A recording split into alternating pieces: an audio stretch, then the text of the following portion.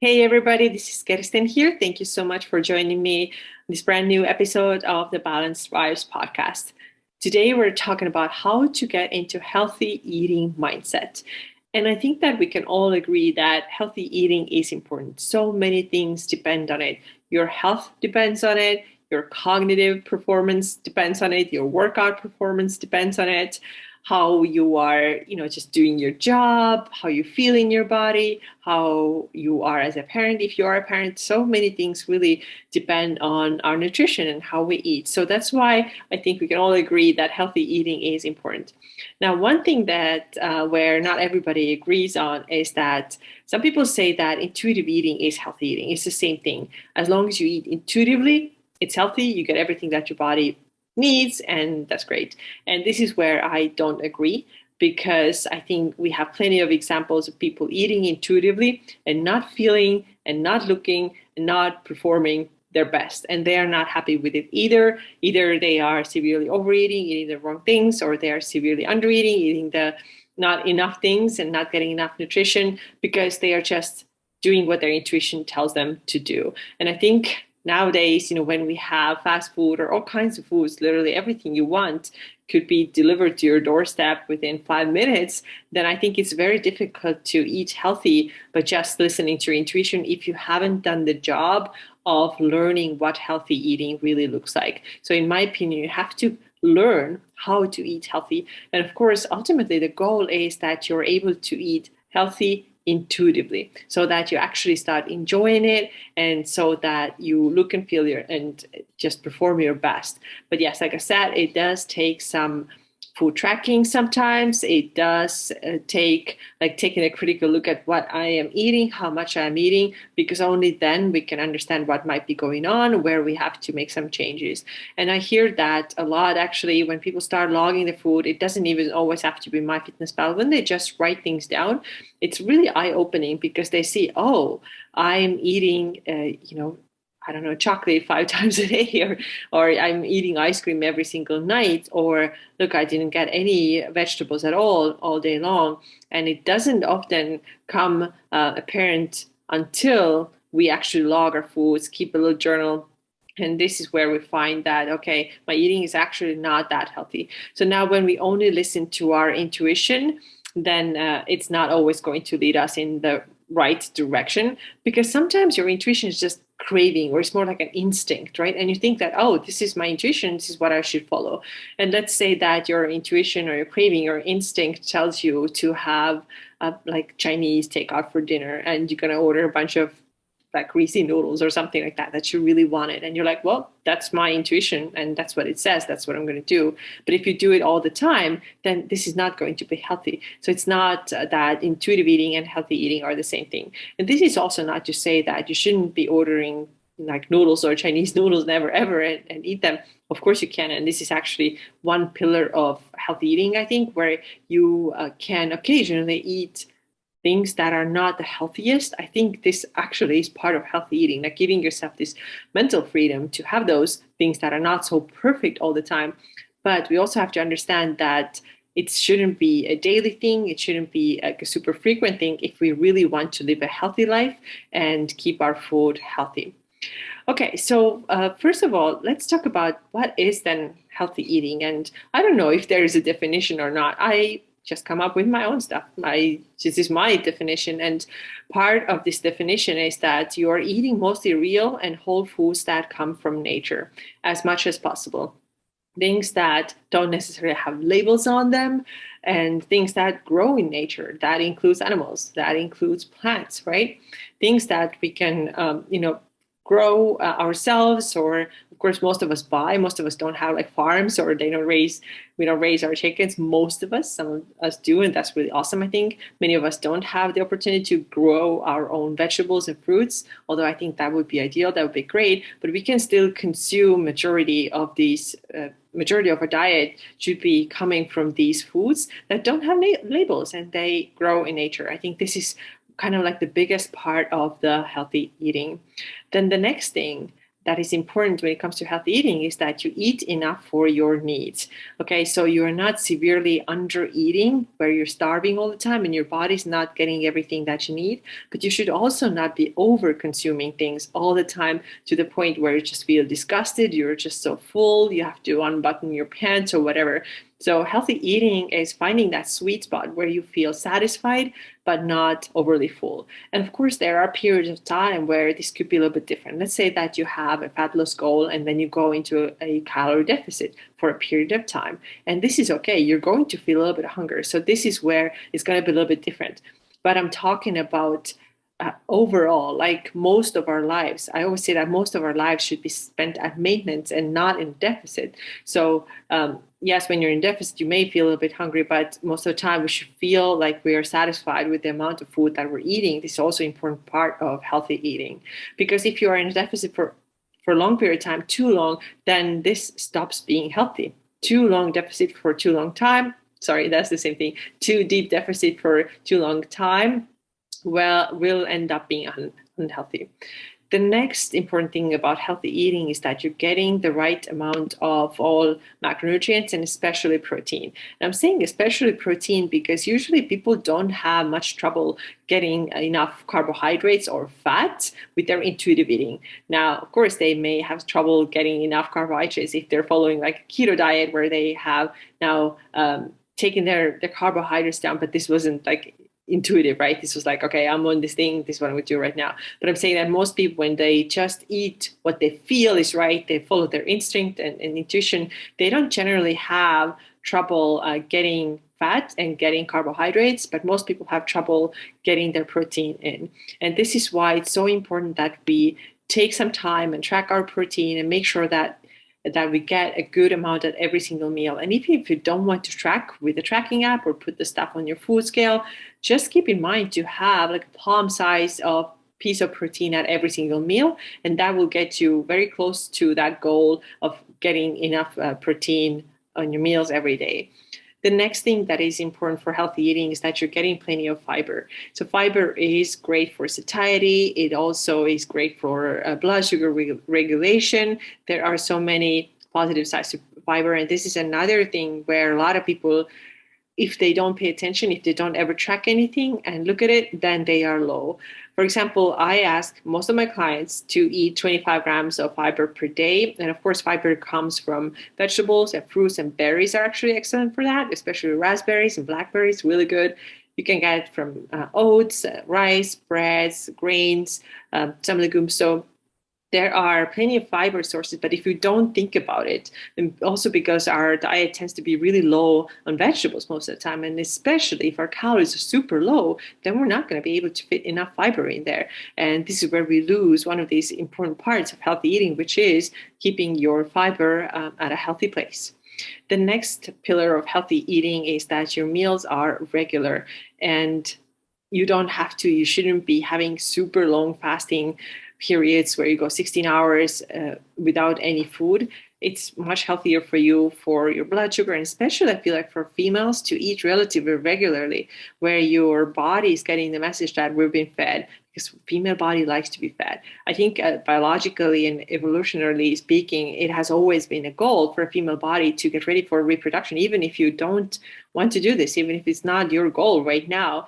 But this is how the female body is designed. And I think this is the reason why women generally don't respond super well to fasting. Men can go fasting like way longer than women typically can. And I think when you pay attention, you notice that too. If you're making yourself to intermittent fast and it doesn't feel good to you, you're not broken, there's nothing wrong with you. I think it's totally normal. And I noticed this myself too. For example, compared to my husband, he doesn't have to necessarily eat breakfast. Sometimes he eats breakfast like noon or 1 o'clock, but he's not pushing it. He's not doing it intentionally. He's not starving himself till that time. He just naturally oftentimes doesn't feel like eating before that. And I have to have my first meal at least by 8 o'clock. If it's later than that, I'm getting really, really hungry. And usually I eat anywhere, usually between 7 and 8 in the morning, but I have to get that meal. And then the latest meal for me, dinner is usually around 7 or 8 or so. So the fasting is maybe like 11 hours or 12 hours, somewhere between 10 to 12 hours, but I'm not going 16 hours and pushing myself. My meals are pretty regular, and I think it's helpful for you to keep them regular if you want to be eating healthy. The next pillar of healthy eating is that we should eat in a way that helps to keep our blood sugar stable. And I think we all know benefits of that, why we don't want to have super high blood sugar, why we don't want to have extreme blood sugar swings. Of course, down the line, there could be issues like diabetes, for example, but also our hormones are severely, very, very much impacted by our blood sugar balance. So this is really important for our hormones as well, which then brings me to my next point, which is, again, coming back for a second for protein, but eating protein before you get to your other meals, or sorry, other macronutrients on your plate. Let's say that you have a chicken and rice and broccoli, then I always recommend that you start your bites from protein. You start from the chicken, because that's going to help you to keep your blood sugar more stable, which, like I said, is healthier in so many ways, including for your hormones. The next pillar of healthy eating is that you don't avoid foods just out of fear and without knowing that they're actually bad for you. So, how many people out there are avoiding certain things? And just in the last episode, I talked about dairy, just because somebody somewhere said that it's an inflammatory, it's so terrible for you. But is it really? Do you know that it really is? And is it true that, when you have a bite of sugar, you're gonna, I don't know, die or whatever? Right? These are all myths, and we don't have to believe in them. Of course, if you have sensitivity, or if your body doesn't agree with dairy, or if it doesn't agree with gluten, yes, then avoid these things or minimize these things. But if you're avoiding things just out of fear, or you're believing every single little headline you read, or every single little Instagram post that you saw that somebody said that so and this and that is bad, then this to me is not healthy eating. This becomes very obsessive eating, where you're creating yourself so many unnecessary rules that you don't even need. And now you're just putting yourself into a box, telling yourself that I'm not eating this because this is bad for me. You're just so fearful. And to me, this is not healthy. The next pillar of healthy eating is that you don't diet. And we don't have to get into that at all. I talk about it pretty much in every single episode. Dieting is not healthy. Stop doing it. Okay. The next pillar of healthy eating is that you eat mostly home cooked meals, but also eat out sometimes. Okay. So, why is it important to eat mostly home cooked meals? There are so many reasons for it, but you just get the best nutrition, of course, given that you make good choices. If you make your foods, make your meals mostly from those foods that are found in nature, which was my first point, plants and animal products and all that just grows in nature, and then you cook it at home, your chances of getting good nutrition are way higher versus eating out a lot. So make most of your meals at home, and you can make sure that the food quality is so much better. The other thing you will avoid all these oils that are not healthy for you, are very inflammatory. This is actually true, like vegetable oils, canola oil, safflower oils, all these, don't use them in your home cooking. But these are the oils that are always used when you're eating out. And this is something that you really don't have control over. So when you when you cook home, then you make sure that your meals are a lot healthier. And on the other side of that, make sure that you give yourself the freedom to sometimes eat out too, right? Like one meal or like a couple of meals a week that you eat out or have a little bit of oil there is not going to kill you. So let's not demonize these things. Enjoy your life too. So the point here is that majority of foods, make them at home, and then sometimes eat out too. Don't get super stressed over a couple of meals that you ate out and you don't know what to do, what to get, how much damage you did. Probably didn't do much damage at all if you just take it easy and go back to your normal eating after that. The next pillar is that you understand that your eating doesn't have to be perfect. And I think a lot of people, again, would disagree here. They would say healthy eating is when you only eat very clean, 100% clean. And I don't think that this should be the case. Nothing bad is going to happen when your eating is a little bit imperfect, air quotes here, when you have that little bit of ice cream, when you're going out with your friends or with your kids, when you have that birthday cake, when you have that little bit of chocolate. This should all be part of your healthy eating. And having that meal out or that ice cream cone is not going to make your diet any unhealthier. Okay. The next pillar of healthy eating is that it's supposed to taste good. Yes, sometimes people say, when you ask them how did it taste, and they say, it tasted kind of healthy. Have you ever heard that? So that basically means that it was like too healthy. It tasted like greens, or it tasted like grass, or it tasted something like that. And I don't think that healthy eating should be like this at all. Healthy eating should also taste really good. And there's so many ways how you can make your meals taste good. I'm pretty simple. I don't use like a million different spices or sauces or whatever. I'm pretty plain and simple with salt and pepper, and then a couple of dressings that I like, but that's it. But if you find that healthy eating is boring, then spice it up. Use more spices, make some fun dressings at home, try different condiments and all that. And healthy eating should also taste good. And let's talk about supplementation too. In my opinion, healthy eating is a way of eating that doesn't require a ton of supplementation. Of course, there might be some things that you need help with. You are low in something. Maybe you did like a hair mineral test and you found that. For example, in my case too, I am taking some mineral drops, which I actually recommend almost for everybody to take to have a good balance of minerals. Minerals are so important for our health too. And unfortunately, our soil is not very nutrient dense. So even if you are eating plenty of vegetables, you may not get as much nutrition as you would have like 50 years ago or 100 years ago. So mineral deficiencies are a real thing. So I think there is a time and place for supplements, but the more we can get, the more food that we can get from real sources, the less supplements we need. And I think we should do our best to get as much nutrition as we can from real foods. I'm always a big fan of that. Okay, so now let's talk about the healthy mindset. How do we get into that mindset? I actually want to eat healthy. I think it's good for me.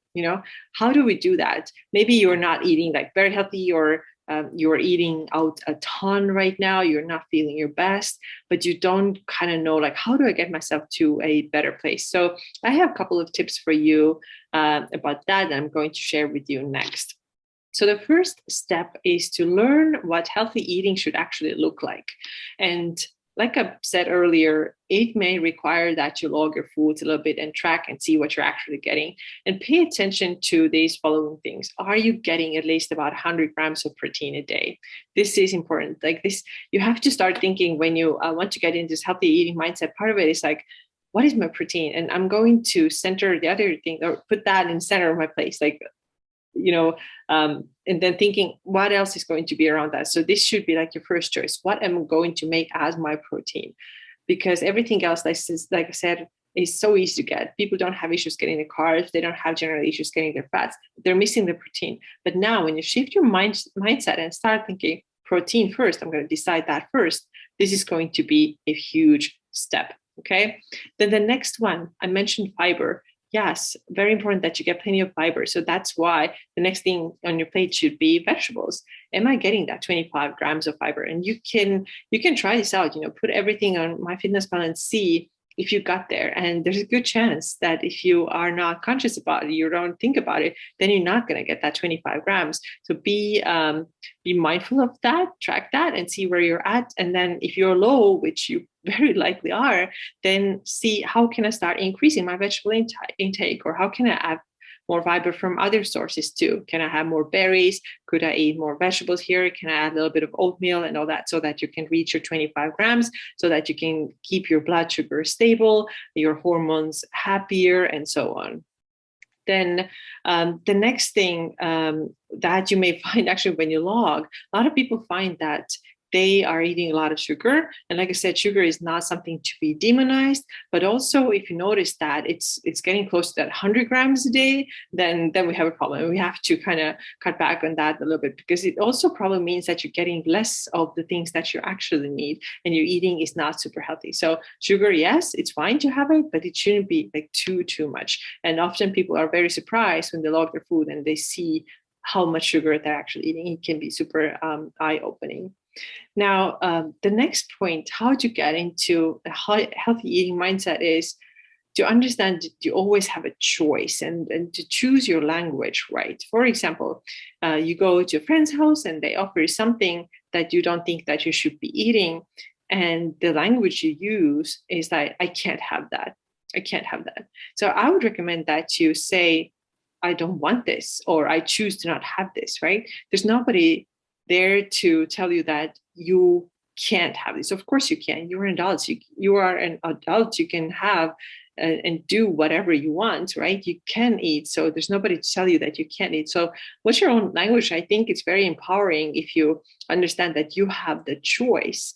You get to make the choice to turn this food down. And sometimes you do eat this food, you do have that piece of cake, but sometimes you know that, you know what, for my goals right now, I'm going to say no to this. I choose to say no to this. And I think this is a lot more empowering than saying I can't have that.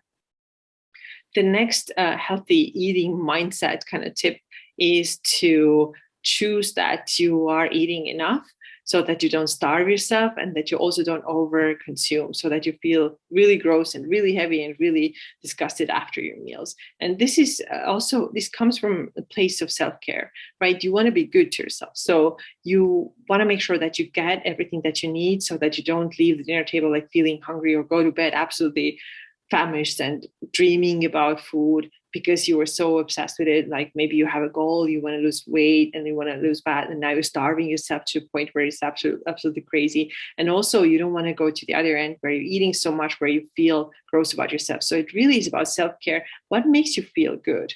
What makes you feel good? And eat that way, like what is the right amount for you? And try to get rid of this like punishment mindset that I can't have this.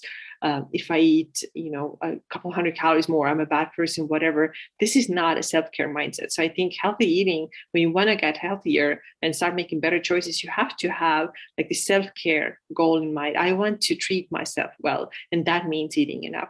And like I said earlier, sometimes you may be a little bit hungry if you have a fat loss goal and you're in a phase for that. Or sometimes when you're building up your metabolism and your body has really slowed down and you feel like eating more is kind of pushing yourself a little bit. There are times when this will be the case, but I'm telling you that most of the time you should be eating in a way that feels like this is self-care. Okay, I'm eating the things that come from nature. I make home cooked meals and I'm eating the right amount for me. The next healthy eating mindset tip is start preparing your meals and make this a thing that you just do. It's just something that you do, not like, I'm kind of like I don't feel like it, or I don't want to do this week, or whatever the excuse is. Start preparing your food. Start making like batch proteins, like make 6 chicken breasts, for example, or a couple pounds of drumsticks, or cook up some steak so that you have the things ready for the next 3-4 days. And same thing with carbs, for example, have some potatoes ready, have some rice ready. You can even batch cook oatmeal. I know people do that so they don't have to think about it in the morning, what I'm going to have. They just have their oatmeal and they add some protein to it. So start meal prepping. This has to become a thing that you just do when you care about your health. And it doesn't only give you better health, it also saves you time. Even though you might be thinking that, oh, it's kind of, 2 hours on a Sunday, I don't have that. But then your other option is to cook an hour every single night. Do you want to do that? I don't want to do that. I would rather cook some stuff, like take an hour. At this point, it literally doesn't take me more than an hour, 1 day a week, and I have a bunch of stuff ready for the next 3-4 days. So I really recommend that you get into this habit and into this mindset of doing meal prep. Then the next thing when it comes to healthy eating mindset is that I pay attention to how I feel. I make choices that make me feel my best because I want what's best for me. And sometimes it can be different from what your intuition or craving tells you. Sometimes you may choose to eat like a bowl of broccoli with some protein because you know that I haven't been feeling great. Maybe I had several meals out recently. My digestion is kind of feeling it. Now I'm going to make a better choice for me, even though I would still like to go out and eat that meal out. Sometimes you have to make a choice like this because you know that this is good for me. So think about it this way. Is this going to make me feel better? Is this going to make me feel worse? And not just like immediately like, okay, yeah, it's going to make my taste buds like freaking happy. Don't always make your choices from this perspective, but think a little bit ahead. Okay, what happens like after I have finished my meals? How is my digestion? How it might affect my sleep? How it might affect my sharpness, how it might affect my, everything, like how tired I am or how awake I feel. So think about it a little bit ahead too. So these are my tips for healthier eating, how to get your mind right. So first of all, understand that it may take a little bit of practice with tracking, kind of like opening your own eyes, seeing what's actually going on. Accept that this is going to be a phase, this is going to be a learning phase. And then the next thing would be to understand that you always have a choice. So start using the better language. Don't use the language like, I can't. Choose the language, I choose to have it, or I choose not to have it. Also understand that healthy eating doesn't have to be extremely restrictive. There are times when you're going to choose like a social, get together, hangout thing where your choices are not going to be the perfect healthy, and you have to be okay with it. And also think about your eating from a place of self-care. Am I giving my body everything that it needs? Does it feel good when I have this? Is there anything I could be doing better? Have I been off a little bit? How has all this made me feel? And I think when you approach your eating from the place of self-care, you are going to make better choices. I hope this episode was helpful for you. Thank you so much for watching. Make sure to grab my free downloads. I have many of them, but just to mention a few of them, I have the 5-day starting macros guide. This is a video course sent right into your inbox.